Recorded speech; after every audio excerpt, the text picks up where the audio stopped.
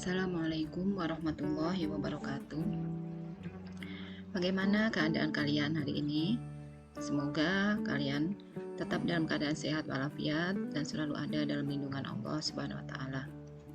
Sebelum kita mulai aktivitas pembelajaran kali ini, seperti biasa, alangkah baiknya kita awali dengan berdoa terlebih dahulu, minimal dengan membaca basmalah. Bismillahirrahmanirrahim.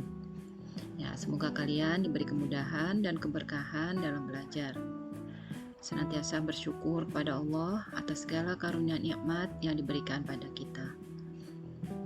Jangan lupa untuk selalu menjaga kesehatan, rajin membantu orang tua di rumah, dan yang paling utama, jangan lupa untuk melaksanakan sholat 5 waktu. Pembelajaran kali ini merupakan bab terakhir di kelas 8 untuk semester yang kedua, yaitu tentang peluang, bagian yang pertama.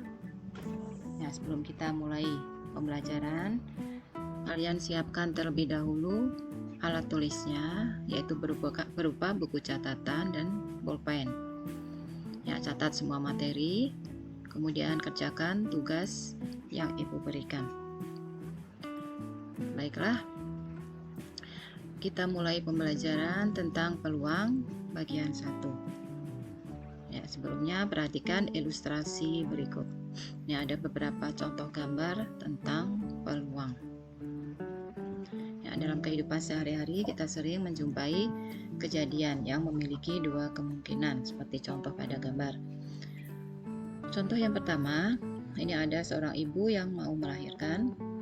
Ya, kemungkinan seorang ibu melahirkan bayi adalah bisa perempuan atau laki. Jadi yang A, untuk kemungkinan bayi lahir itu bisa laki-laki atau perempuan. Kemudian gambar yang kedua B, ini ada peserta tes mengikuti ujian. Ya, kemungkinannya atau peluang peserta tes itu adalah bisa lolos atau gagal. Ini yang kedua B. Dan contoh yang ketiga, ini ada sebuah koin. Apabila dilempar, ya biasanya digunakan pada pertandingan kan sepak bola dan sebagainya, itu untuk menentukan pemain mana yang bermain terlebih dahulu.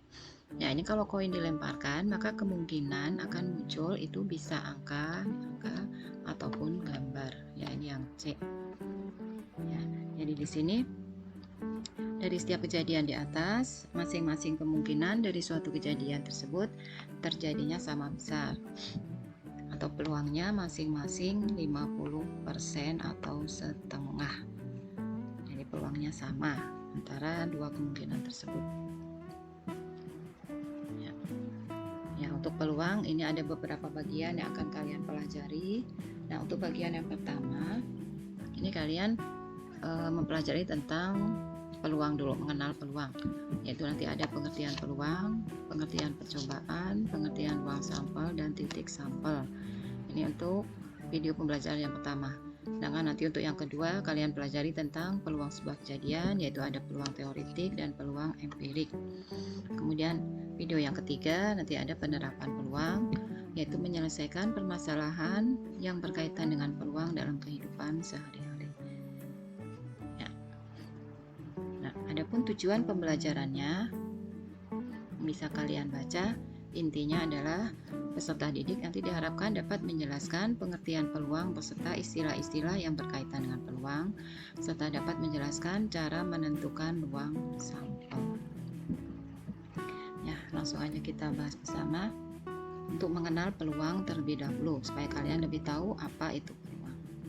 Ya, di sini kalian pelajari untuk pengertian peluang, percobaan, ruang sampel, titik sampel, dan kejadian. Peluang itu adalah kemungkinan terjadinya suatu peristiwa baik dilakukan dengan percobaan maupun perhitungan. Sedangkan percobaan atau eksperimen itu adalah suatu kegiatan yang dapat memberikan beberapa kemungkinan. Ruang sampel, himpunan dari semua hasil yang mungkin pada suatu percobaan atau kejadian. Titik sampel adalah anggota dari ruang sampel atau kemungkinan-kemungkinan yang muncul. Sedangkan kejadian itu adalah himpunan bagian dari ruang sampel, biasanya dilambangkan dengan huruf kapital A, B, C, dan seterusnya. banyaknya kejadian dilambangkan dengan NA atau NB atau NC dan seterusnya. Ya, untuk lebih jelasnya Ibu berikan contoh. Perhatikan contoh berikut. Yang pertama, pada percobaan pelemparan dadu bermata 6. Ya, tentunya kalian tahu dadu itu seperti apa. Ya, bentuknya seperti kubus. Biasanya digunakan sebagai permainan untuk pada permainan monopoli atau ular tangga dan sebagainya.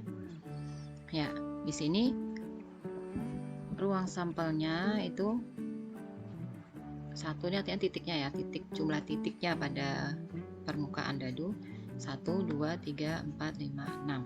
Jadi ada 6 titik sampelnya itu masing-masing. Jadi 1, titik 1, titik 2, titik 3, titik 4, titik 5, titik 6. Jadi NS itu banyaknya ruang sampel ini ada 6. 1, 2, 3, 4, 5, 6. Misalkan A adalah suatu kejadian muncul mata dadu bilangan genap pada pelemparan sebuah dadu bermata 6. Maka bilangan genap itu berarti 2, 4, 6. Ya, jadi di sini kejadian muncul mata dadu bilangan genap adalah 2, 4, 6. Atau NA banyaknya. Kejadian A adalah 3. Nah, berikutnya ada kejadian muncul mata dadu bilangan prima. Bilangan primanya itu 2, 3, 5. Maka banyaknya kejadian B itu adalah 3. Kebetulan sama jumlahnya. Kemudian contoh yang kedua, pada percobaan pelemparan 2 uang logam. Nah, sekarang kalau uang logam ini ada 2. Berbarengan kita lemparkan bersama, maka ruang sampelnya kemungkinannya bisa A itu angka semua, AA. Kemudian AG itu angka dengan gambar, GA gambar dengan angka, atau bisa juga GG artinya gambar semua, dua-duanya gambar. Jadi ada 4 kemungkinan. Titik sampelnya AA, AG, GA, GG. Jadi NS banyaknya ruang sampel ada 4. Misalkan adakah kejadian muncul permukaan kembar pada pelemparan 2 uang logam. Ya, kembar itu artinya sama. Ya, kemungkinannya maka K. Kejadian K itu ruang sampelnya bisa AA, angka semua dua-duanya, atau GG, gambar semua dua-duanya. Jadi jumlah NK-nya ini ada 2 kemungkinan. Ya, sekarang bagaimana cara menentukan ruang sampel? Perhatikan contoh yang pertama, tentukan ruang sampel pada pelemparan 2 mata uang. Ya, seperti tadi ada 2 mata uang. Ini kalau dilemparkan bersama-sama, untuk cara menentukan ruang sampel ada 3 cara. Yang pertama dengan mendaftar. Artinya kamu sebutkan ruang sampelnya S-nya adalah bisa AA, kemudian AG, GA, atau GG. Ya, ini angka gambar ya. Kemudian yang kedua bisa juga dengan tabel. Ini uang yang pertama, ini uang yang kedua. Uang yang pertama itu kemungkinannya bisa angka gambar, yang kedua juga angka gambar. Nah, ini kita gabungkan, jadi di sini berarti A angka dengan angka, kemudian ini AG angka dengan gambar, di sini GA gambar dengan angka, di sini GG dua-duanya gambar. Ya, ini dengan tabel seperti itu. Kemudian yang ketiga dengan diagram pohon. Jadi ada 2 uang, 2 koin, itu angka dengan gambar, yang angka sendiri bisa pasangannya dengan angka gambar. Kalau gambarnya ini juga dengan angka dengan gambar. Ya, ini kalau dituliskan diperoleh titik sampelnya AA, AG, GA, GG. Jadi ruang sampel, kalau ruang sampel itu diberi tanda kurung ya, kurung kurawal, artinya semua anggotanya ini ruang sampel. Jadi banyaknya titik sampel NS itu adalah 4, 1, 2, 3, 4. Ya, contoh berikutnya cara menentukan ruang sampel. Contoh yang kedua, tentukan ruang sampel pada pelemparan sebuah mata uang dan dadu. Nah, sekarang kalau kita kombinasikan uang dengan sebuah dadu, caranya sama, yaitu yang pertama dengan mendaftar, sebutkan semua. Jadi kita ini kan mata uangnya dulu, kemungkinannya A, angka. Di angka bisa angka dengan 1, A dengan 2, A3, A4, A5, A6. Kemungkinan lainnya koinnya ini bisa berupa gambar dengan 1, G dengan 2, G3, G4, G5, G6. Nah, jadi ini semua anggota dari ruang sampel.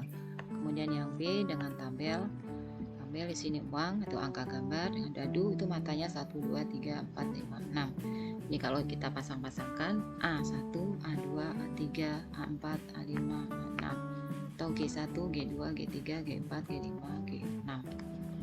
Ya, kemudian cara yang ketiga dengan diagram pohon. Jadi diagram pohonnya yang pertama angka, ini koinnya angka, kemudian mata dadu kemungkinannya 6, 1, 2, 3, 4, 5, 6, atau koinnya berupa gambar, mata dadunya 1, 2, 3, 4, 5, 6. Ini kita pasang-pasangkan, diperoleh titik sampelnya adalah A1, A2, A3, A4, A5, A6 atau G1, G2, G3, G4, G5, G6.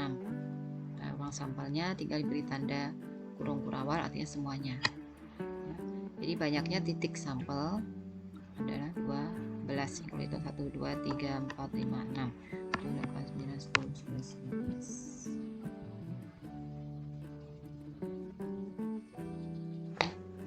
Harapkan kalian bisa memahami materi tersebut dengan baik. Ya, seperti biasa di akhir pembelajaran memberikan tugas ke 10 yang harus kalian kerjakan. Ya, ini adalah untuk mengukur pemahaman kalian. Kerjakan soal berikut. 3 uang dilempar bersama sebanyak 1 kali, tentukan. Ya, sekarang kalau ada 3 uang dilempar bersama-sama, maka kemungkinannya apa aja ruang sampelnya? Ini kalian sebutkan. Kemudian jika A adalah kejadian muncul tepat 2 sisi gambar, tentukan anggota A dan A. Ya, jadi ada 2 sisi yang bentuknya gambar. Tentunya yang lainnya bisa gambar, bisa angka. Ini soal yang pertama. Soal yang kedua, percobaan 2 dadu melempar 2 dadu sekaligus, tentukan ruang sampelnya dengan 3 cara seperti tadi, dengan mendaftar.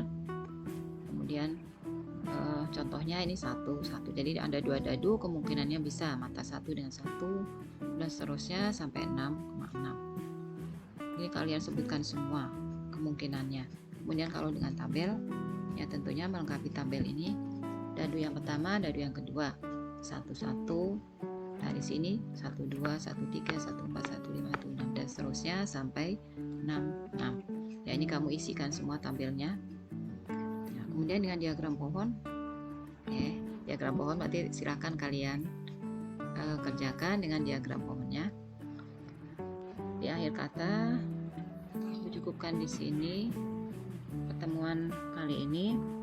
Kalau mungkin ada yang masih belum paham, boleh bertanya langsung lewat WA atau di kolom komentar, atau bisa juga diulang-ulang kembali materinya.